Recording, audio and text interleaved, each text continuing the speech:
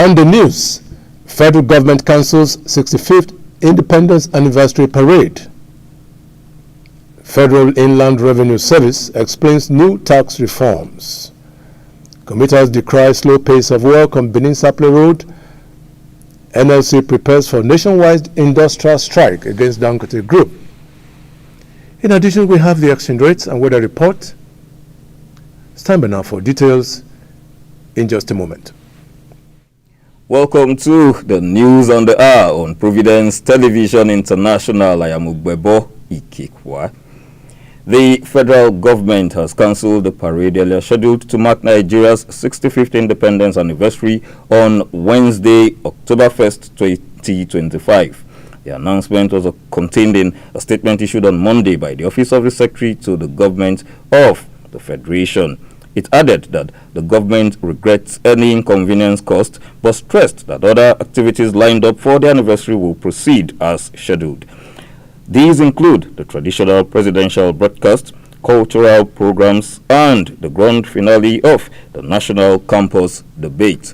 At a World Press Conference in Abuja on Monday, the Secretary to the Government of the Federation, Senator George Akume, explained that Independence Day is not only a ceremonial date, but an opportunity for sober reflection and renewed patriotism. The Christian Association of Nigeria, Taraba State Chapter, has issued a call for national unity and prayer as Nigeria prepares to mark its 65th independence anniversary.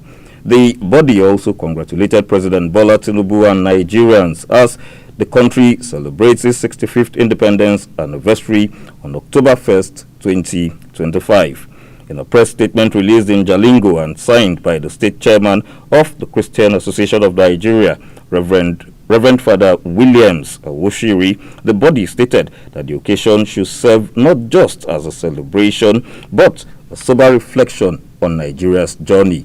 He urged Nigerians not to give up on the country, stressing that collective prayers and patriotism remain the basic key to a better future. Nigeria's First Lady, Senator Oluremi Tinubu, former Vice President Atiku Abubakar, and the 2023 Labour Party presidential candidate Peter Obi have mourned the death of Somtochukwu Maduagu, a 29-year-old anchor with Arise News Media who died on Monday in Abuja.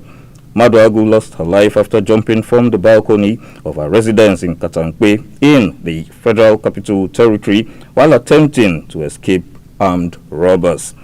While condoling with the chairman, Arise News Media, Chifunduka Obaibena, Somtochukwu's family, friends, colleagues, and loved ones, the First Lady expressed hope that the perpetrators are apprehended as soon as possible and brought to book.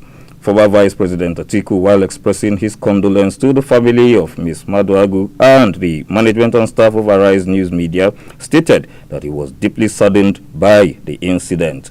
Peter Obi, in his condolence message to the family of the deceased, noted that her tragic passing was not just a personal loss to her family and colleagues, but a huge blow to journalism and the Nigerian nation. He further stressed the need for the federal government to prioritize citizens' safety, stating that no Nigerian should go to bed fearful of what the night may bring or lose their life in such senseless ways. The Federal Inland Revenue Service has explained that the federal government's tax reforms exempt food, education, shared transportation, and agriculture from value-added tax. The reforms, described as the most significant fiscal transformation in recent times, are designed to ease the burden on citizens and businesses while improving government revenue collection. The executive chairman of FIRS, Zak Adedeji, revealed the changes while marking his 2 years in office.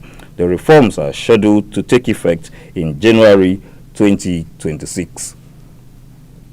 Residents, commuters, and business owners along the Benin-Sapele Road on Monday decried the slow pace of repair work on the road. One of the areas where commuters are lamenting is the bypass to Ologbo Koko Junction. The repair began in 2018 by the federal government, but the contract was revoked because of the haphazard job that was being done. Most residents complained that it is stressful commuting to and from work or school, while commercial drivers stated that the state of the road has reduced the number of trips per day while also endangering their lives. It will be recalled that the Edo State government took over repairs of some sections of the federal road to hasten the job. Governor Monday Okpewolo inspected the reconstruction work on the federal government road on Saturday and urged the construction staff to speed up the rehabilitation work on the road. The Nigeria Labour Congress has directed its affiliate unions to begin urgent mobilization and prepare for a nationwide industrial action against the Dangote Group, accusing the conglomerate of sustained anti-worker practices. The directive follows Pengason's earlier announcement that more than 800 workers at the Dangote refinery were dismissed after attempting to unionize. Pengason also alleged that many of the workers were replaced with more than 2,000 expatriates, mainly from India. However, Dangote has denied the accusations, stating that the layoffs were part of a restructuring move to improve safety and prevent sabotage, adding that over 3,000 Nigerians remain employed in Dangote refinery. The Federal High Court in Abuja has adjourned the arraignment of Omoyele Sowore, the publisher of Sahara Reporters, until October 27, 2025. Justice Mohammed Umar adjourned the matter on Tuesday to afford Sowore adequate facilities to prepare for his defense. Sowore was alleged to have made a false claim against President Bola Tinubu by referring to him as a criminal on his X and Facebook accounts. The Department of State Services, DSS, on behalf of the federal government, sued Sowore, X, formerly known as Twitter, and Facebook as first to third defendants. Five-time world champions, the Golden Eaglets, will tackle the Black Starlets of Ghana in the semi-final of the ongoing WAFU B Under-17 Championship in Ivory Coast on Tuesday. A year after failing to reach the final of the last edition, the team now face another stern test. Led by coach Manu Garba, the Golden Eaglets have been in good form in the tournament, scoring 4 goals and conceding 1, while amassing 4 points to top the 3-team Group B.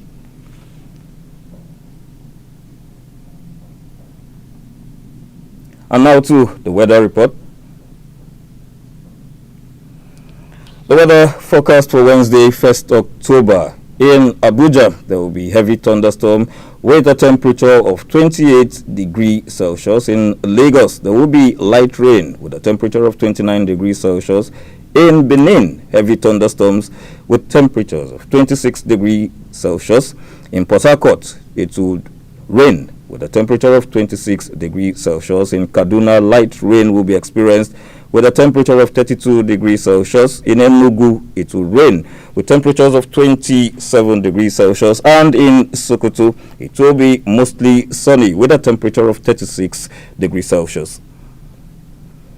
In Washington, there will be a chance of showers with a temperature of 18 degrees Celsius. In London, it will be cloudy with a temperature of 18 degrees Celsius. In Johannesburg, it will be sunny with temperatures of 20 degrees Celsius. In Rome, it will be mostly sunny with a temperature of 24 degrees Celsius. And in Paris, it will be cloudy with a temperature of 15 degrees Celsius.